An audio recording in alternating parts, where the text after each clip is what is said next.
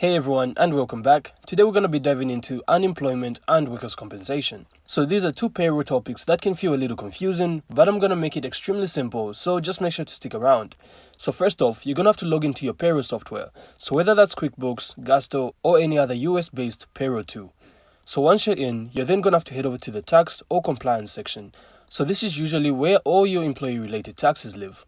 So let's start with unemployment insurance. So most payroll systems actually automatically calculate the state and federal unemployment taxes for you. So most of the time it's actually based on your employee's wages. But it's still super important to review the numbers regularly. So simply check the reports to make sure your rates match what your state expects. So this can save you headaches and penalties later.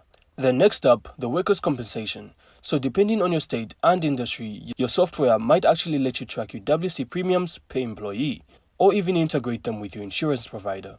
So simply make sure each employee is assigned the right classification, so this ensures that the premiums are accurate.